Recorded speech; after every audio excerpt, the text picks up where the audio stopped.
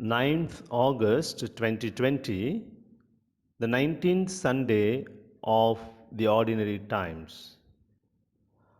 Modern sciences show that prayers and meditation do help us a lot in our emotional and spiritual lives. Let us also engage ourselves more in prayers and meditation, which will help us to focus on Jesus in our lives, especially in the midst of storms and challenges. In today's gospel passage, we find that Jesus, after the hectic event of engaging with large crowds of people with preaching and healing, after feeding the thousands of people, Jesus is tired now. He wants some time to be alone, to be by himself, to pray, as the text says in the passage today. That is Matthew chapter 14, verses 22 to 33. In the Gospel, we find Jesus several times spending time in quiet solitude to be in touch with his heavenly Father. Even Jesus needed time for prayer and meditation and time to be alone. We would need it much more in our lives. But unfortunately, in the modern times, we are so very busy that we don't have time to pray. The general excuse is, I don't have time. But actually, when one says, I don't have time, what one actually means is that I am not interested and this is not my priority. Often we give this excuse to others when someone asks us to do some job or to accompany him or her. We say, I don't have time. When we don't actually like to do that job, we say, I don't have time. Therefore, it's only a lame excuse, because when we are convinced of the need and significance of something, we will always find somehow time for it. So when we say no time for prayers, very often it's only a lame excuse, because if we are really convinced of the need for prayer, we will surely somehow find time for it. As someone said, the word busy, busy, can be seen as the acronym for being under Satan's yoke, busy. So when we are too busy to pray, we are actually under the Satan's yoke. Many researchers are now undertaken in the fields of psychospirituality, neurosciences, and cognitive sciences, and so on. Several experts agree that there are physical, emotional, psychological, and spiritual benefits of meditations every day. For instance, let us mention a few of them. 1. Meditation increases the neuroplasticity of the brain. Neuroplasticity is the brain's ability to change structurally and functionally on the basis of environmental input.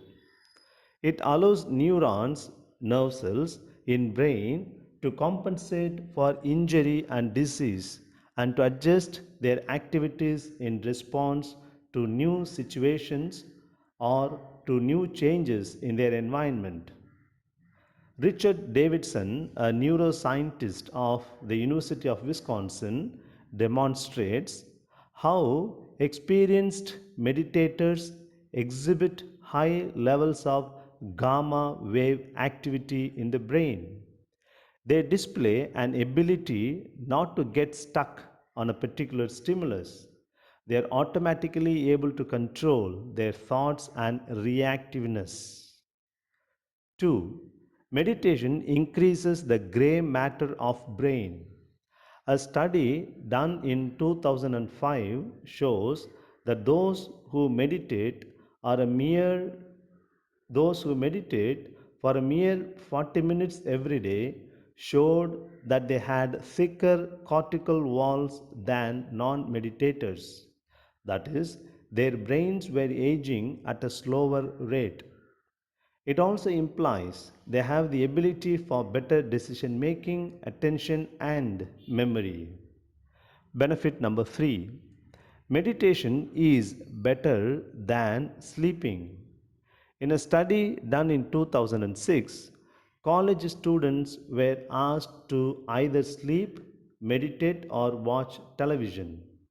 They were then tested on their alertness by being asked to hit a button every time a light flashed on a screen. The meditators did better than the nappers and TV watchers by 10%. Number 4. Meditation is better than blood pressure medication. In 2008, Dr. Randy Jusman, a doctor at the Massachusetts General Hospital, conducted meditation for 3 months for his BP patients. Two-thirds of the patients reduced the BP, blood pressure, which was not possible with medication. The reason? Relaxation results in the formation of nitric oxide, which opens up your blood vessels. Number 5. Meditation can protect your telomeres. Telomeres are the protective caps at the end of our chromosomes. The new frontiers of anti-aging science reveals that longer telomeres mean that we are also likely to live longer. David Shamatha project of the University of California shows that meditators have significantly higher telomeres activity than non-meditators. Telomeres is the enzyme that helps build stronger and longer telomeres. Meditation can slow the progression of HIV. Lymphocytes, that is, white blood cells, the brain of the body's immune system, and are particularly important for HIV positive people. A 2008 study on HIV positive patients shows with an 8-week meditation course, patients showed no decline in lymphocyte content compared with non meditators. In fact, the lymphocytes levels actually went up with each meditation session. This particular result is still under examination. Finally, number 7, meditation increases its pain relieving properties. Wake Forest Baptist University found that meditation could reduce pain intensity by 40% and pain unpleasantness by 57%. Morphine and other pain relieving drugs reduce only 25%. Meditation works by reducing activity in the somatosensory cortex and increasing activity in other areas of the brain. This aspect is also under examination. And further, meditation habits of very successful billionaires show that meditation lowers their stress level, meditation improves cognitive functions, meditation strengthens creative thinking, and it augments physical health. Therefore, in turn, they become leaders. About 500 popular corporate companies today, like Google, AOL, which is an American online service provider company, Apple, and Aetna, and other big companies offer meditation and mindfulness classes for their employees. Here are the witnesses of some of the top level leaders. 1. Ray Dalio, the billionaire founder of Bridgewater Associates in 2012. He says, meditation, more than anything in my life, was the biggest ingredient of whatever success I have heard. Again, by Tony Schwartz, founder and CEO of the Energy Project. In his book, What Really Matters Searching for Wisdom in America, he explains how meditating frees him from migraines and helps him develop patience and work performance.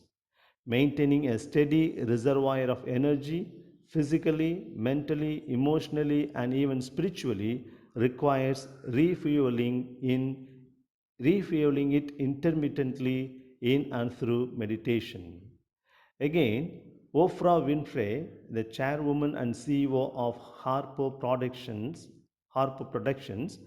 affirms that meditation increases hope, a sense of contentment, and deep joy. Knowing for sure that even in the daily craziness that bombards us from every direction, there is still the constancy of stillness. Only from that inner space can you create your best work and your best life.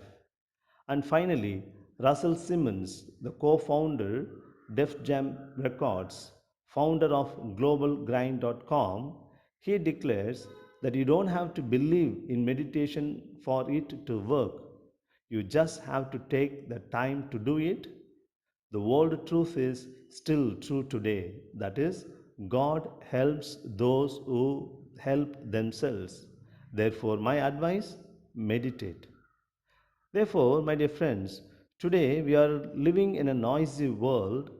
We get up in noise, go through the day in noise, in the offices, in the schools, colleges, and workplaces. We need some time of silence. We need some time to meditate because we return home in noise, we go to sleep in noise. For many of us, silence, threatening, challenging. Silence is disturbing. We don't want silence because silence is actually noisy within quotes. Silence raises lots of questions within us. It challenges us. It demands us that we change our value systems, our approaches, and our lifestyles. But we are not ready for that, so we don't want to face silence either. And therefore, we always want noise around us. Some of us even set the timer on the TV and we go to sleep watching it. As we lie down to sleep, we don't know when we sleep, and after a while, the TV also goes to sleep. All this is because we are not comfortable with silence, but silence is very essential to grow in knowledge, to grow in personality, and in our spirituality as well. We need to constantly evaluate ourselves, our attitudes, and so on. As these modern leaders of the top level companies and organizations bear witness, we do understand that meditation helps us a lot physically and psychologically, emotionally and spiritually.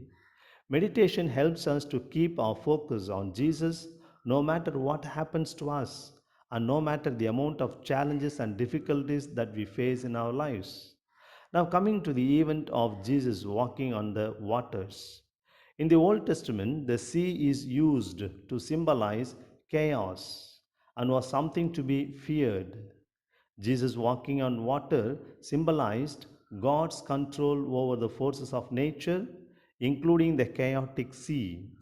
Believers should not be afraid of the chaotic elements of nature or life, but instead they should place their complete trust in God. Peter actually wants to check and prove whether it was in fact Jesus, not a ghost walking on the water. So he asks Jesus to enable him also to walk on the water. Jesus said, Peter also began walking, but after a while he took his eyes off Jesus and saw the raging waves and waters. He got frightened and began drowning. The Bible scholars say that the expressions like don't be afraid, don't have fear, be not afraid, etc., they are found 365 times in the Bible. It is as though God gives us this message every day, asking us not to be afraid. Today, we may be going through a storm right now in our lives where we are totally in the dark and can't see when that next obstacle, problem, or complication is going to hit us. We need to know that we are not alone. Jesus is right there, walking on water to reach us, to save us, as he did it to Peter. Let's not take our eyes off Jesus.